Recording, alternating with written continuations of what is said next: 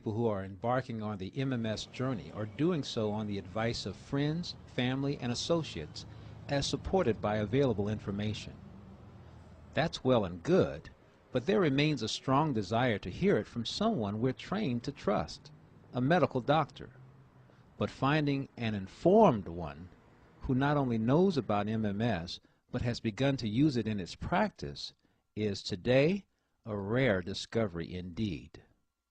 But find one we did, in Dr. John Humiston, who practices medicine in Tijuana, Mexico. What does it do? It oxidizes, that's good.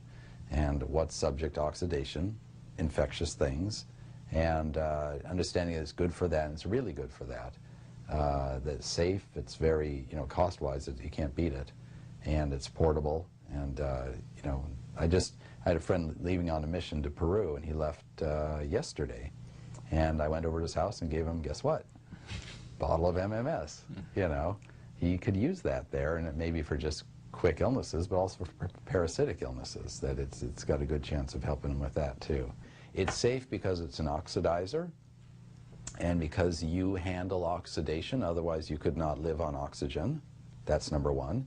And then you look at the breakdown products. What does it break down into? Very simple natural compounds that aren't a problem. I've never heard of a negative use from using anything that was close to a recommended dose, and I don't think there can be. So you're using oxidation all the time. You're an oxidative system, but as we get a little bit older and so forth, we can have accidents, we can have infections, we can have areas that aren't working so well, and if we're not able to actively oxygenate those, then we're going to become acidic, fermenting, more towards the lactic acid side of things, and that's not good. So we're introducing a little bit of liquid oxygen into our body, or oxidation, which can't really be a bad thing.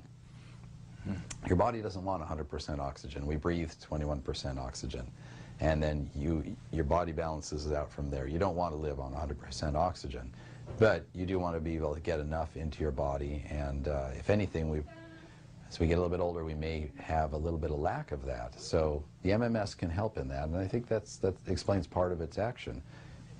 Related also to what you said about the water, that, yeah, we're doing water treatment on the scale of our body when we're doing the MMS. There's a lot of chronic diseases, and most of them have a better answer.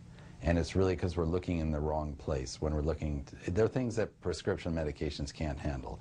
Prescription medications, they block a physiologic process, or they overly stimulate one. And that will relieve symptoms often, but it does little to get at the cause of disease. And ultimately, we want to get at the cause of the disease. And there's just so much that can be done that really works. And that's essentially what does that boil down to? Well, we're treating allergies, we're treating chronic fatigue, diabetes, fibromyalgia, arthritis, autoimmune disorders, addictions, all sorts of things like that. We do an alternative treatment for cancer, and we've had some very terminal people not be terminal anymore. So chlorine dioxide's got to be a simple compound and oxidation is a safe way that they'll never overcome. The virus can never overcome that. So that's a great way for medicine to start recognizing chlorine dioxide and oxidative therapy in general is its action against virus, because pharmaceutically you'll never be able to come up with something that is going to effectively do virus.